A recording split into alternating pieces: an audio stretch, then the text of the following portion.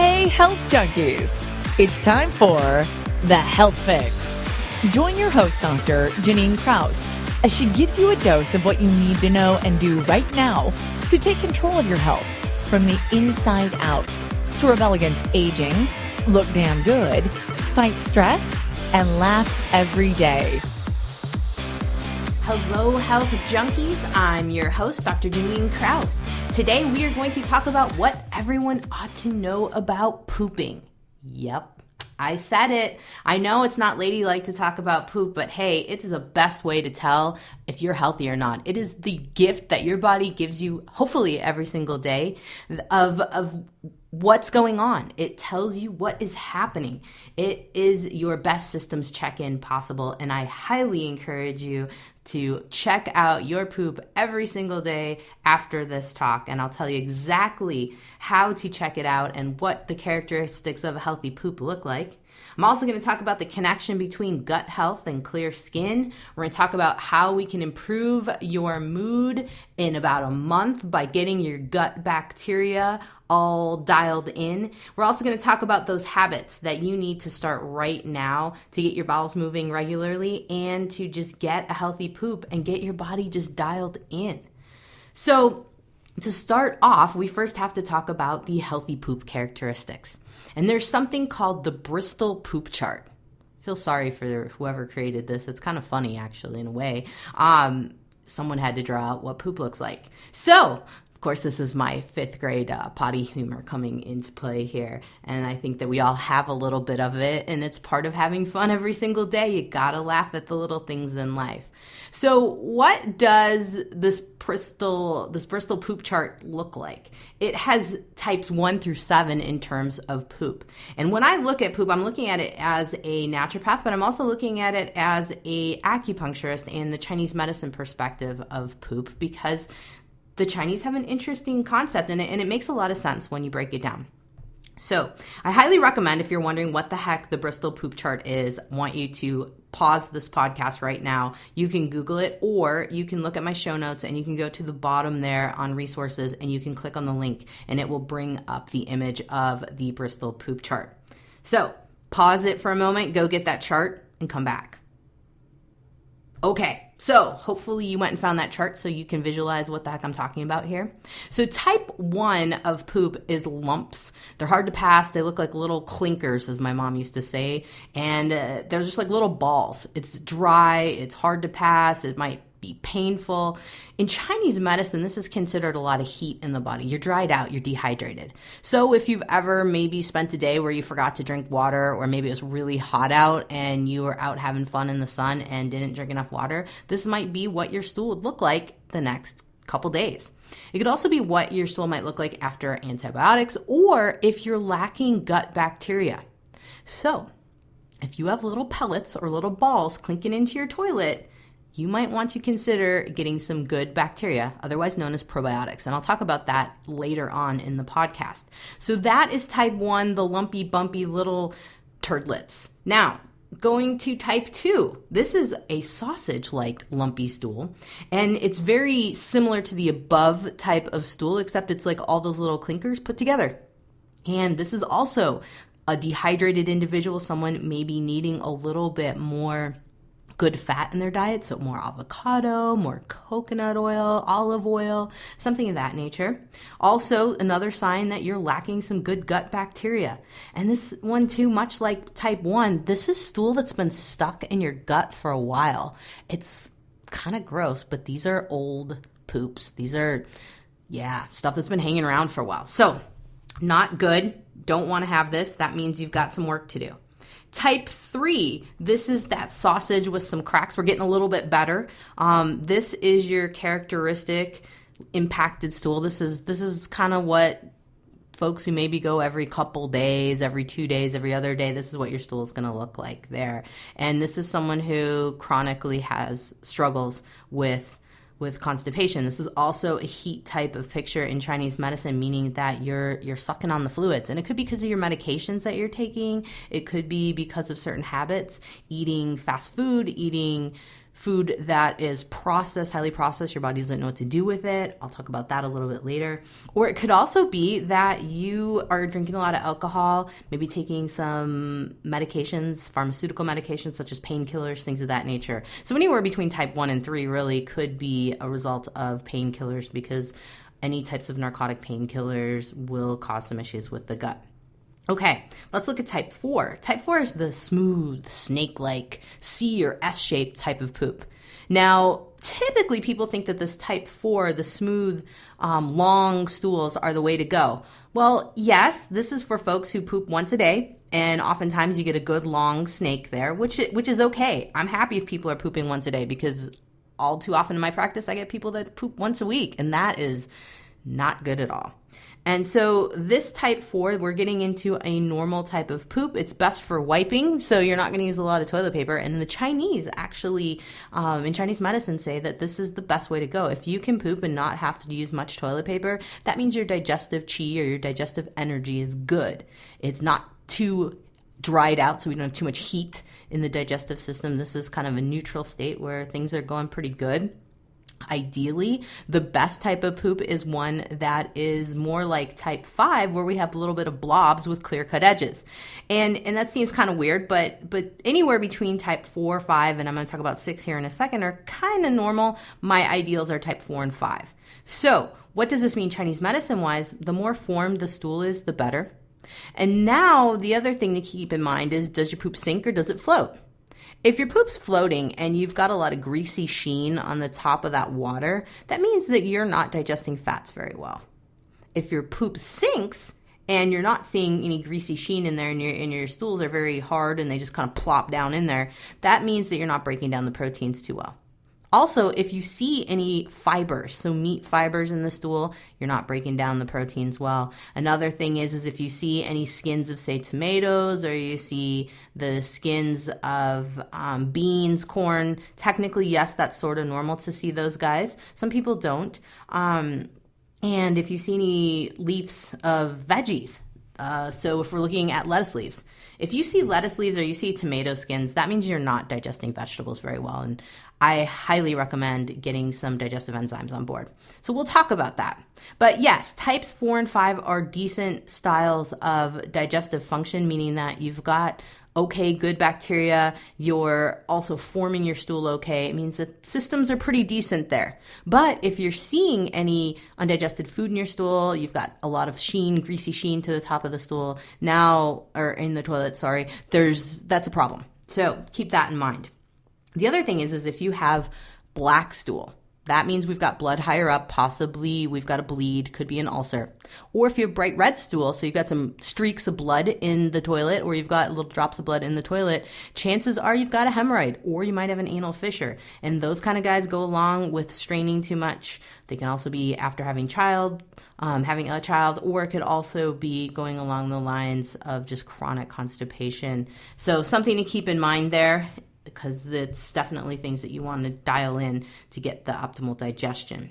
So if we look down at type 6, this is kind of the mushy pieces of stool. It's borderline normal. This is usually a case in which we've got the need for good bacteria on this end, and we also might have some food allergies.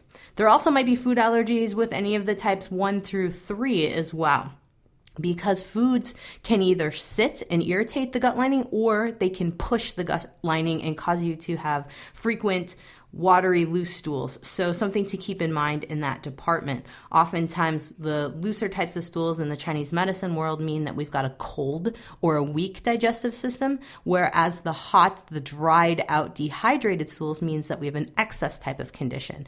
And that's kind of a generalization, because there are some cases in which we have a lacking of fluids. So older individuals who might have some trouble with constipation, now we're looking at a deficiency in that case, causing a dried out stool. So in all intents purposes, Chinese medicine principles for stool can be a little bit more complicated. I'm kind of giving a very broad overview. At some point in the future, I'll give you a full breakdown on that. All right, so type 7 in terms of stools, this is your diarrhea, like straight up liquid diarrhea. This is full on gastric irritation. This is something made the lining mad and it's on full flush mode. And that is not normal if you have multiple stools during the day, and I'm talking more than 5 to 6 a day that are watery, loose like this. This is a problem. You have some type of irritation. Maybe you're lacking beneficial bacteria. You got something going on. Okay.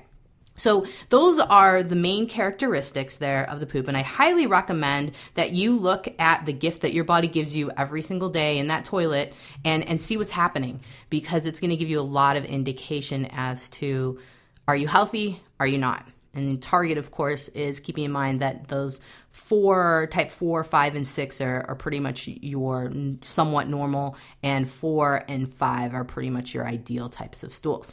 So what could be contributing to having all kinds of weird stools? So the dry stuff versus the liquid stuff. It all boils down to what's happening on your digestive system lining. Your digestive system lining is a busy lining. That tissue has got a lot going on. We have all kinds of signaling going on for neurotransmitters, because essentially you have a lot more neurotransmitters, so neurochemicals, going on in your gut than you do in your brain. Now, I often tell my patients that your gut is your first brain, your second brain is your actual brain. And I highly believe it because there is so much activity going on in the nervous system of your gut. In fact, you have something called the enteric nervous system. It is 2 layers of more than 100 million nerve cells lining the digestive system. All of those nerve cells communicate with our central nervous system that relays messages back to our brain. So if you ever get butterflies in your stomach, or you say your gut feeling, go with it. Your gut knows so much more than your actual brain does. And the reason being is because your brain has a lot of life interpretations and it can kind of convince you of things otherwise, but your gut is just raw communication and signaling. And it is a beautiful thing. So if there's food, for example, sitting too long on your digestive system lining, which happens with you eating something that, say, your body can't really digest. So we're looking at a genetically modified food, such as a soybean, wheat, could be potato, could be tomato, any of these genetically modified items. And genetically modified pertains to the seeds of these plants that have been cultivated to be resistant. So plants that have been cultivated to be resistant to produce seeds that are then going to be planted again to be resistant to, let's say, Roundup. So maybe you've heard of Roundup Ready potatoes or Roundup Ready soybean, canola. That's a true thing. And what's happened is that these companies have raised these plants to be resistant to Roundup, which kills, it's a pesticide, it kills weeds, but these plants in particular are resistant to that, and our bodies can't process these particular fruits and vegetables that come from these plants, and so gets in the digestive system, sits there and irritates it. Now what's happening on the digestive system lining, it's much like a scrape. If you imagine that you skinned your knee and you just keep putting something over it, you just keep rubbing something on it and just keep rubbing and rubbing and rubbing on it day in, day out. Well, your nerves are going to get irritated, and now it's going to mess with your brain because you've got this chronic irritation. You're also going to have the digestive system slow down in that area because every single inch of your digestive system, from when foods get into your mouth all the way down to your anus, you have a ton of activity going on. You have beneficial bacteria, so gut bugs, that are sitting on that lining, helping you to absorb nutrients. In particular, they're most active in the small and large intestine. Now, we see a lot of research on the large intestine, but we're only beginning to learn about the absorption and what happens in the small intestine. And so we've got these good bacteria. And these good bacteria have a ton of research now in terms of what they can do for us. And in particular, a lot of folks are coining the term psychobiotics, which is good bacteria for the brain and for the moods. And in particular, if you've ever heard of the beneficial bacteria lactobacillus or lactobacillus casei acidophilus or bifidobacterium, these particular species, so these are kind of like families. If you think of last names, such as my last name's Krause, or someone might be last name Smith or Johnson. Well, this is your family of bacteria. And the Lactobacillus acidophilus, KCI, and bifidum are in a lot of beneficial bacteria products out there, and they're known to help us to produce neurochemicals, serotonin, GABA. So GABA is a neurotransmitter that helps us to relax. Serotonin can help with signaling brain function for mood and feeling happy and fights depression, but serotonin also helps to move the gut and slow down the gut. It can kind of produce both motions. So the motility of the gut, serotonin is in charge of that. And so if you're depressed, oftentimes your gut isn't moving or it's moving too much. And it's directly related to the amount of serotonin in your body. Another neurochemical is called acetylcholine. This is a neurochemical that's in charge of muscle contraction. So for you to be able to flex your bicep, it's the same type of neurochemical that moves gut motility, moves the stuff through your gut. So it's kind of cool. So we found those. Now, Lactobacillus KCI, this guy's been researched to reduce stress, which is huge because stress has a huge effect on our digestive system. It can change the bacteria that we have living in there, but we can also separate apart the gut lining, and we get this case in where we call it leaky gut. I'll get to that in a second. Now, let's go back to the gut bugs. Now, another thing that's been found is kefir, and maybe you've been drinking this fermented milk drink in the past, and it has a lot of Lactobacillus KCI. This guy is huge for boosting serotonin levels and lowering cortisol. Absolutely critical. Who isn't stressed this day and age? So another reason why beneficial bacteria are huge to help out with your gut health, but also help you to poop on the regular. Now, another type of research that is out there is folks have been looking at Lactobacillus plantarum. That is another family of bacteria known to increase dopamine and serotonin. Really huge. So there's a lot of research going on now about the different strains of bacteria that can help with the mood. And so I have actively helped lots of people get rid of depression, anxiety, irritability just by taking a probiotic. So big thing here, it does take about a month for the body to regulate, but huge.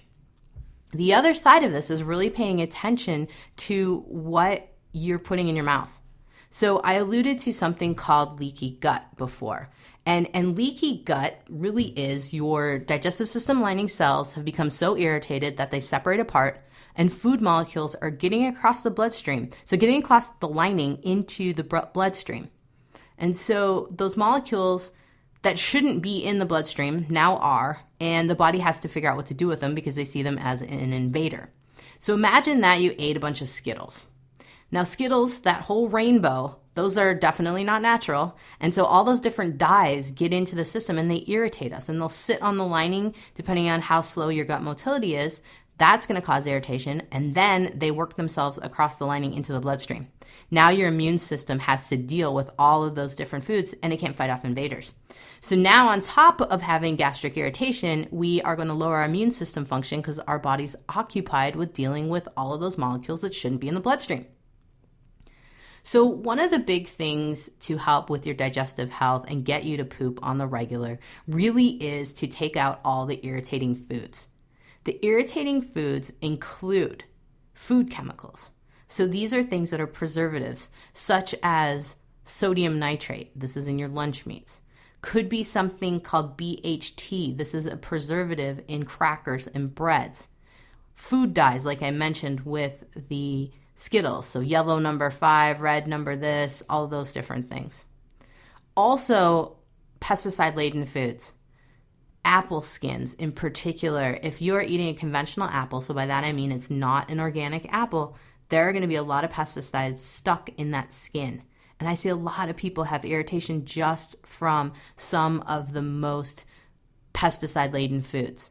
You'll be able to check for a resource at the end of my podcast, in my podcast notes, that say, it's basically a resource that gives you the 12 most pesticide-laden foods. It's called the Dirty Dozen. So take a look at that. I highly recommend that folks at least kick those foods out of their diet and choose those foods organically instead. Okay, So those are some of the biggies. The other biggie that's an irritant to the gut lining is heated up plastic. These are called xenoestrogens. So if you get food from a takeout place and they put it in styrofoam or they put it in a plastic container, worst thing in the universe. So if you have a favorite place, I would usually take a glass container and see if they'll put it in there for you. If you know them well enough and you talk to them enough, they'll do it for you. I know that there's going to be some pushback in some places, but one thing to think about, or just don't get takeout, go and actually eat in the restaurant. All right, the other thing is microwaving plastic foods. So things like the lean cuisines and convenience foods of that nature, don't microwave plastic. That plastic heats up, it releases a xenoestrogen. It's a plastic estrogen, and it gets into your bloodstream. It gets into your gut lining and causes a ton of irritation. Same thing with scratches on your pots and pans. That's an irritant for your gut lining too. So keep those in mind. Now, the other big thing here that we want to keep in mind for having a healthy gut lining is to look at what are the healthy foods to put in and what are some things that maybe we should limit or lean towards. So animal foods. I am not a proponent of vegan or vegetarian diets all the time. Only reason is because I feel like my body works better having a little bit of protein, but I am definitely a proponent of having a very heavily plant-based diet overall. So the thought process here is making sure you're getting in 5 to 6 cups of vegetables every single day. Now, some of you might be like, oh my God, that's impossible. I can't wash those things. They don't cut themselves.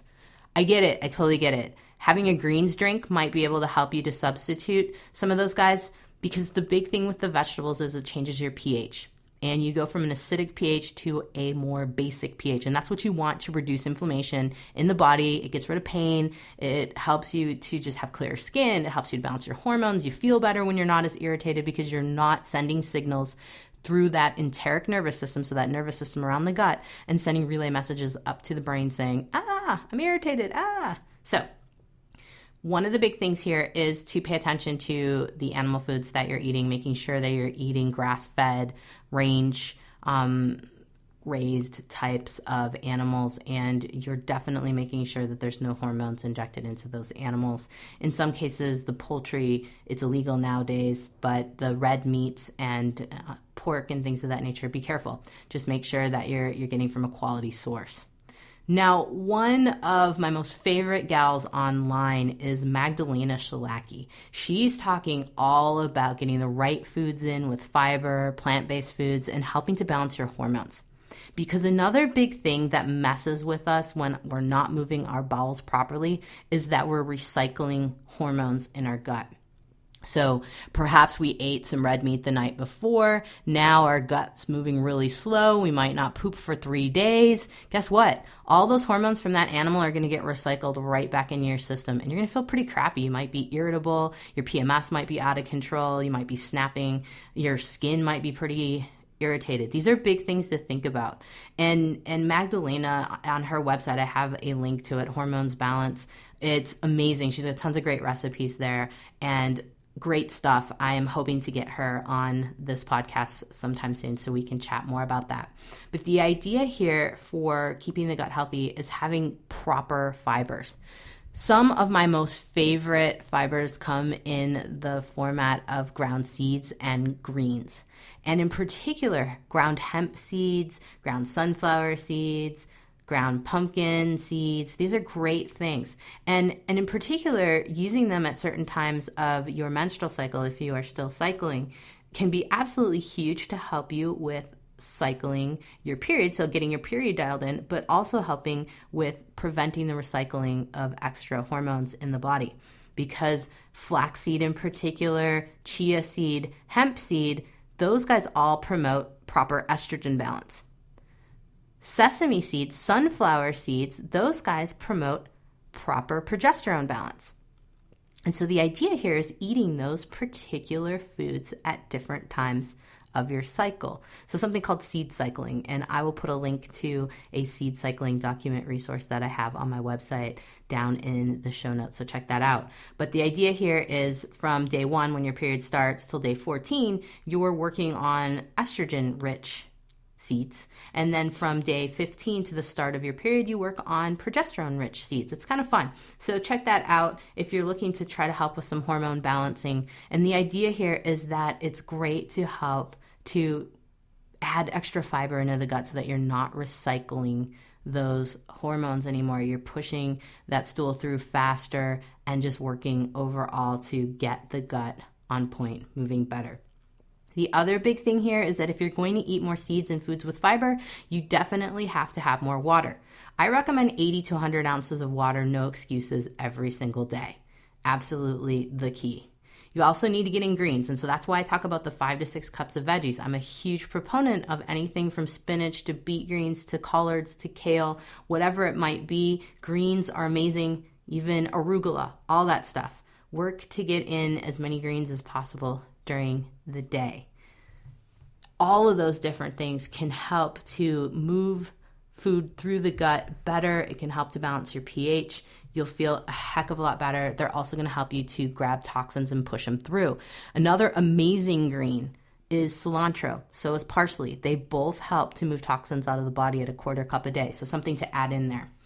All right. So another thing to consider in all of this is, what do we do about getting our digestive system just in general moving better? Because a lot of us, if we're stressed, we're going to be lacking digestive enzymes. And the reason being is because it's twofold. Our liver might be bogged down and we're not getting the right signaling going through the gallbladder to release the right amount of bile to break down fats, or we're not getting the right signals to the pancreas for the pancreas to release our enzymes to break down fat and proteins and carbohydrates. It's really, really common. The other big thing is that we might not have enough hydrochloric acid. So this is stomach acid. And most people think that they have too much stomach acid. It's contrary. We don't have enough oftentimes. So let me give you my 8 habits you need to get on board right now to get your gut moving on the regular. First off, I already mentioned 80 to 100 ounces of water a day. No excuses. Number 2, we got to get rid of all the artificial stuff in your life. So sweeteners, Splenda in particular, there's been research showing that Splenda will wipe out your good bacteria in your gut. That is a problem. And holy cow, you don't want that. And I know a lot of people who have used certain types of sugar alcohols, so things like Splenda, other, Equal, Sweet and Low, all these different things, and they get chronic diarrhea. Well, guess what? It's because those things are irritating your gut lining so bad that they're not allowing for your beneficial bacteria to survive, because your gut pH is so acidic, they all die. And then now you've got stool running through you real fast and you've got chronic diarrhea. Not cool. All right, dyes. I've already mentioned about that. Genetically modified foods. Look for labels. If you're gonna buy processed food, which I highly recommend not doing, I highly recommend eating things closest to nature. Anything that's been made in a lab or made in a factory, it's just not going to be great for your body because your caveman gut doesn't know what to do with that. So eat foods closest to nature. Try to avoid genetically modified foods. But if you are getting some things that are processed, look for labels that say GMO, so non-GMO verified. There's a little flower with a little butterfly on it. Non-GMO verified is absolutely key. I'll put a link on the bottom of this for you to see what that looks like. Now, next, you got to have a probiotic, and you want to add something called a prebiotic with it, because prebiotics are food or fuel for our probiotics, the good bacteria. So it's basically feeding the bacteria for their trip down the gut. And usually what I'll do is I will take a little bit of cooked plantain, so you don't need more than about a tablespoon. You could do a potato that you've boiled for 6 to 8 minutes, cooled it down so that it's not completely cooked all the way through. And then you've cooled it down. Now you eat a little bit of a fingerling potato before you eat your probiotic. These are prebiotics. You could also take powders or pills. You could take a probiotic that has a prebiotic in it. So all of these different lingos I know might be overwhelming to you, but the key thing here is giving your good bacteria a little food. You could eat a slice of apple with your beneficial bacteria, and now you've got your prebiotics. So just feed your bacteria, so feed your good bacteria on the regular, and you're going to have them living a lot longer. The way I do it is I will take my probiotics as a snack. So I'll eat a slice of apple, or I'll eat a tablespoon of a cooked plantain or a fingerling potato. I just make it up ahead of time and I'll eat that as a snack and I'll get my probiotic in then. The other big thing is getting your greens in. So I've mentioned this probably ad nauseum, and you'll probably hear it much more out of me, but your dark leafy greens or greens powder. This changes the pH of the gut. Apple cider vinegar, lemon water, ginger can also do this.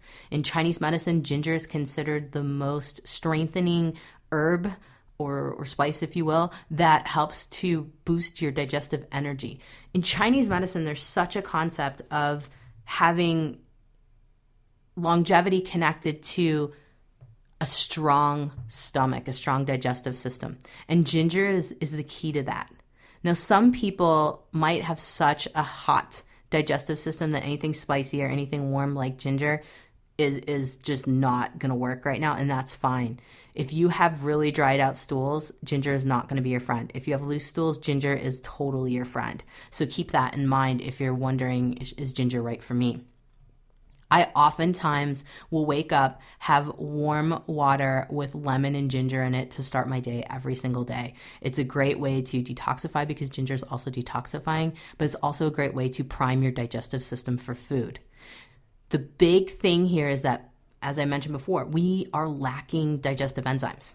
And I do recommend that if you are struggling with constipation and you are not pooping every single day, a couple times a day, or you're just not pooping every single day. I'm happy if people poop once a day, honestly. Once a day is great. I see so many articles out there that pooping once every 3 days is normal. That is not freaking normal. I'm telling you right now, it's not normal because you're going to build up toxins and you're going to build up irritation on your gut lining. You're going to feel sick. You're going to be depressed, irritable. It's just not good. It will change your life if you can poop every single day. And it feels awesome to poop every single day, just saying.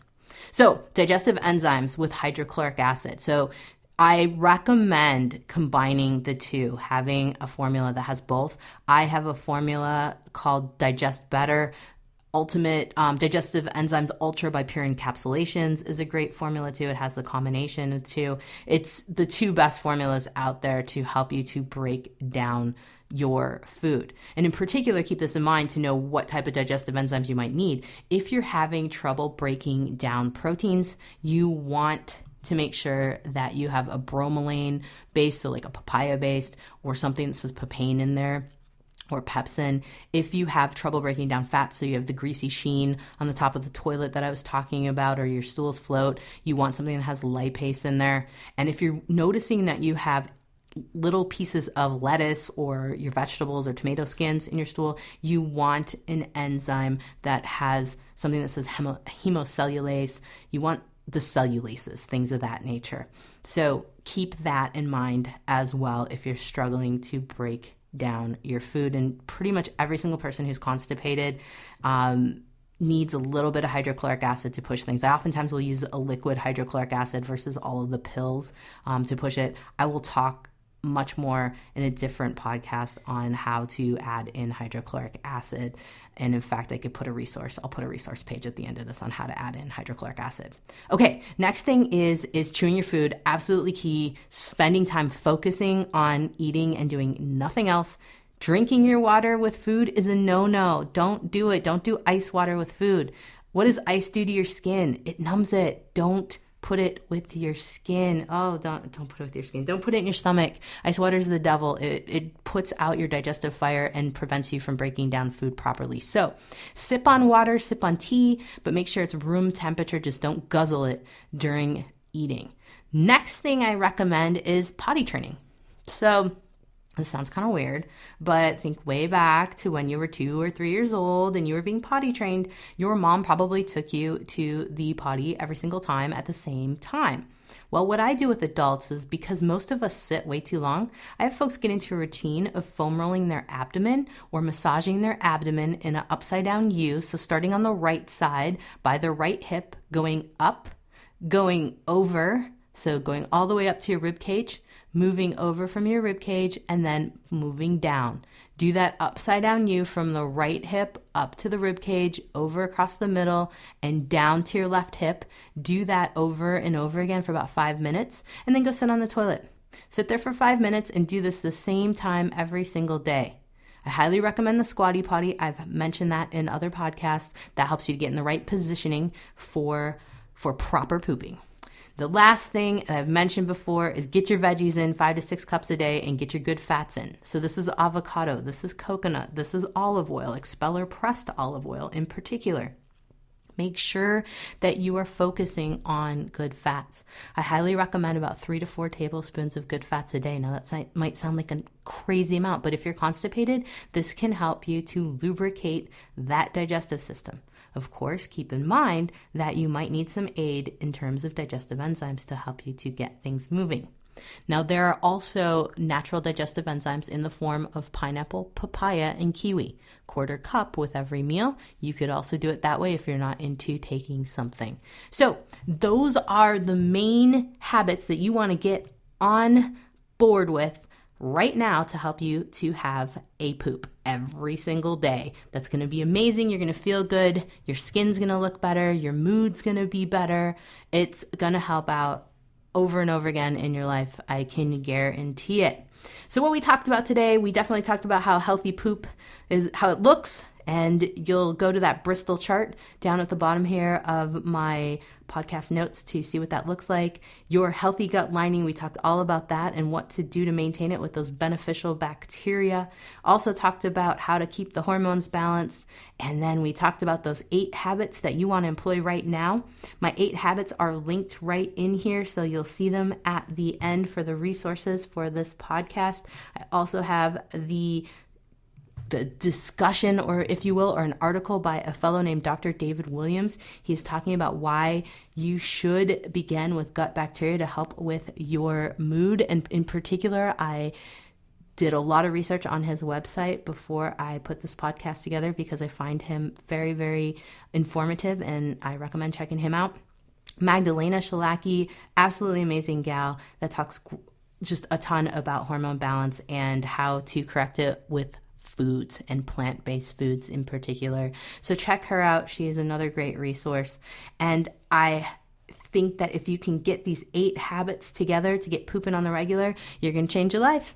So I've enjoyed presenting to you what you should know about pooping and how to get pooping on the regular. Hopefully I didn't scare anybody off too bad with all my poop talk. Nevertheless, I am Dr. Janine Krause. Thanks for listening.